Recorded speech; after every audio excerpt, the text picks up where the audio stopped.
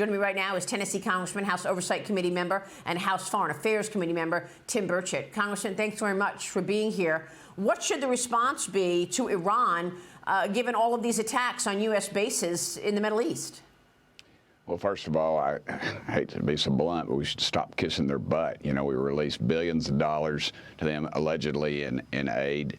We've tried to. This White House has tried to negotiate some sort of a nuclear deal with them. Then in Iran saying we need a ceasefire. Now, how do you negotiate a ceasefire with a group of terrorists that literally cut the throats of babies? And that rape women and take defenseless civilians and Americans as well as hostage. This whole thing is just convoluted. The only way we're going to negotiate this is let the Israelis at the end of a barrel of a gun. Well, I mean, are we getting closer to war with Iran? I mean, where is this going? Well, I don't know that we've ever not been close to war with Iran, actually. We're bringing in the submarine. Of course, that's more of a support role. I believe we have 14 ships in that, 12, I believe, that we put in the Mediterranean, one of the largest carrier fleets in the world. The Gerald R. Ford, I believe, is there as well. So I believe it's more of a support role. But, yeah, I mean, Iran is always on our list. But, again, this White House continues to want to negotiate with these people.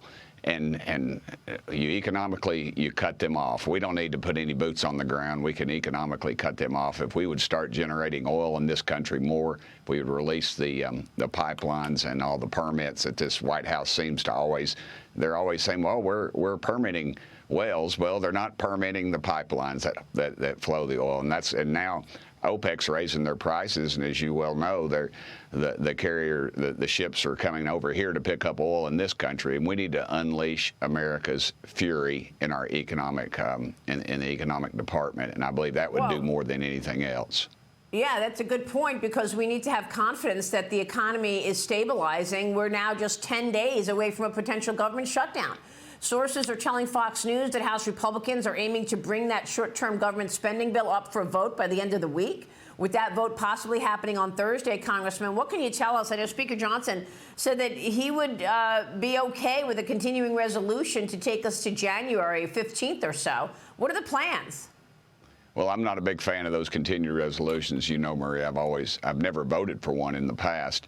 I think we ought to seriously, Jody Arrington chairs our budget committee, and honestly, that committee was worthless. I asked to be taken off of it a couple of years ago because they never did a dadgum budget under Democrat control, and this Congress has not done a budget in 30 years. I think that would send a firm message to Wall Street and to America that we are taking this job serious if we would literally let Jody Arrington bring forward a budget, and let's vote on a budget. Let's individually break it down. Let's stay on the floor till late at night. I know that causes wringing of hands and gnashing of teeth when Congress has to stay past 10 o'clock at night, but dadgummit, it's important. But currently, maybe you don't, it hasn't been released yet, but the Freedom Caucus and some of those folks have released more of a ladder CR, which will implement a CR over a course of time, and it will cause the Appropriations Committee to do their work out in front of the public, which I think is needed as well when they break down those individual spending bills, something like that. And a CR, the history of the CR is that it was originally it was an emergency type situation, and now it's just become a way of life the last 30 years. Well, we're sort of in an emergency situation. We have a new speaker, his back's against the wall, and it may be time to I'm not sure if this is the time or not, but it may be time to give him a breather. Well, let's talk about the other investigations underway, because, Congressman, you're on the House Oversight Committee, and I spoke with Chairman James Comer on Sunday Morning Futures this week about the influence peddling investigation and when we'll see subpoenas here. He told me there are about 12, there are about 24 subpoenas he's expecting to issue, and it could be imminent. Here's James Comer with me Sunday. Watch. The subpoenas are imminent.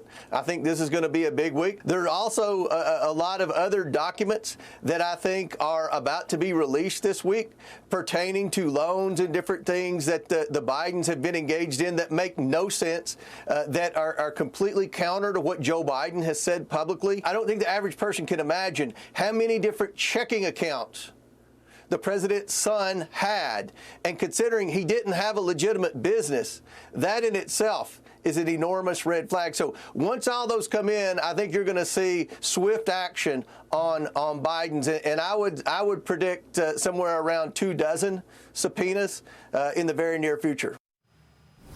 Congressman, what can you tell us about this? Well, you have 24 subpoenas going out. Eventually, we're going to have to get Hunter on the stand. I'd like to see him up there answering some questions. I'm sure he'll plead the fifth. But you have to realize they had over 100 bank accounts. Now, who in the world has over 100 bank accounts unless you're trying to hide something? I guess that goes with the thousands of pages of emails with the false names that the president was using during all this as well. So a lot of this needs to come out. I guess the frustrating thing with me, Maria, is the fact that there's no proof that they paid a dadgum red cent in taxes. You know, they're on track to over 40. Some people are estimating $50 million they've received from foreign sources, and some of these are criminal entities, pretty much.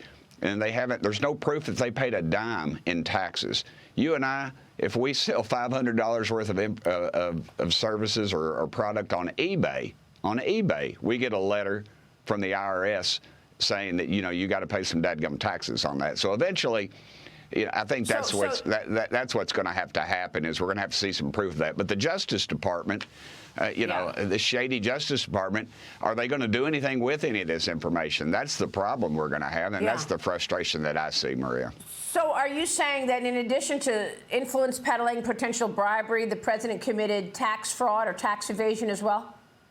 I think so. They have yet to show any proof of paying any taxes, Hunter, or any of this cabal that has surrounded him, Maria. Congressman, thank you. We'll be watching all of that. Tim Burchett joining us this morning. Thank you, sir.